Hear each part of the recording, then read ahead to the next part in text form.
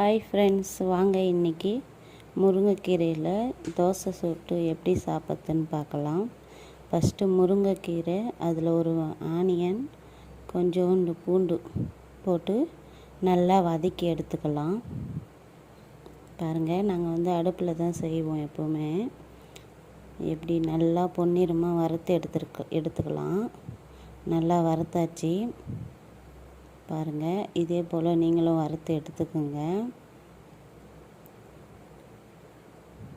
அந்த பச்சைத்தன்மை அப்படியே இருக்கணும் ஃப்ரெண்ட்ஸ். கீரையில் ரொம்ப தீஞ்சு போகக்கூடாது. ஓகே, நம்ம அதை ஜாரில் மாற்றிடலாம்.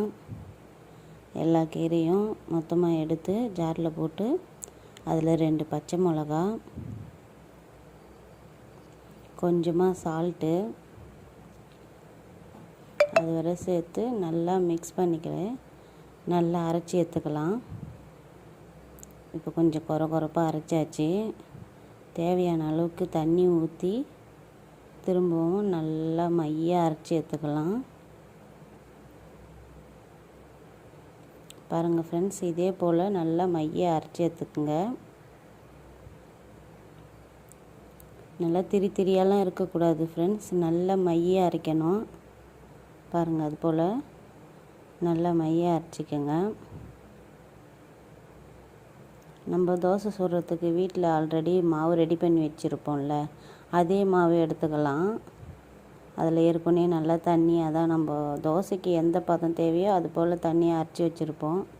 அந்த மாவுலேயே நம்ம இந்த கீரையை அரைச்சி வச்சுருக்கோம்ல, அதை சேர்த்து நல்லா மிக்ஸ் பண்ணி விட்டுக்கலாம்.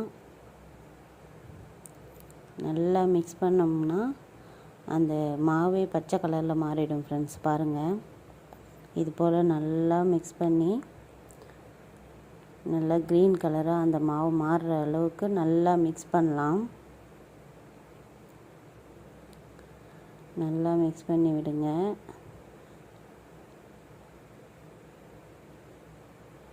இப்போ நல்லா மிக்ஸ் பண்ணியாச்சு. கொஞ்சம் நேரம் ஊறட்டும் ஃப்ரெண்ட்ஸ். அது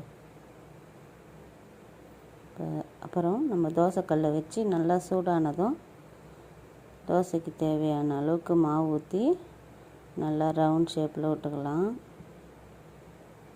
கல் கொஞ்சம் நல்லா காஞ்சிடுச்சு ஃப்ரெண்ட்ஸ், அதனால் அந்த தோசை சரியாக வரல, கொஞ்சம் ரவுண்ட் ஷேப்பில் வரல.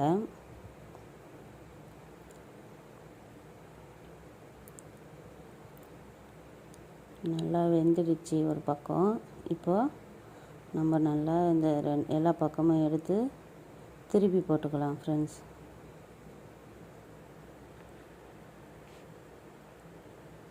நல்லா வெந்துடுச்சு.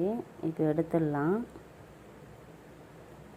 இதே போல் நீங்கள் எத்தனை தோசை சுடணும்னு நினைக்கிறீங்களோ அத்தனை தோசை சுட்டுக்கோங்க.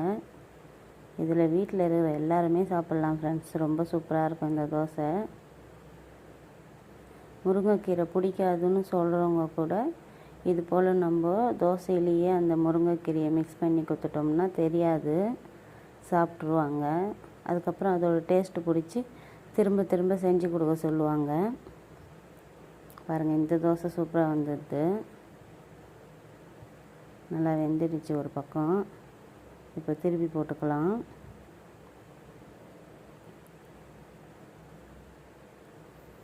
இதுவும் வெந்துடுச்சு ஃப்ரெண்ட்ஸ். இந்த தோசையை எடுத்துக்கலாம். எங்களுக்கு தேவையான தோசையெல்லாம் சுட்டுக்கிட்டோம். ஃபஸ்ட்டு எங்கள் அம்மாவுக்கு தான் வச்சு கொடுத்தோம்.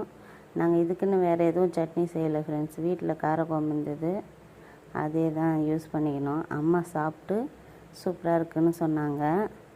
நீங்கள் இதுக்கு கார சட்னி, தேங்காய் சட்னி, சாம்பார் அது போல் எது ஒன்றாலும் செஞ்சு சாப்பிட்லாம் ஃப்ரெண்ட்ஸ். தோசை நல்லா இருக்குதுன்னு சொன்னாங்க. நாங்கள் எங்கள் அம்மாவுக்கு, எங்கள் அக்காவுக்கு, எல்லாருக்கும், எங்கள் ஆயா எல்லாருமே சாப்பிட்டாங்க. இதை சாப்பிட்டுட்டு சூப்பராக இருக்குதுன்னு சொன்னாங்க. இந்த தோசை எங்கள் அக்கா தான் சுட்டாங்க ஃப்ரெண்ட்ஸ். பாருங்கள், இந்த அக்கா தான் சுட்டாங்க.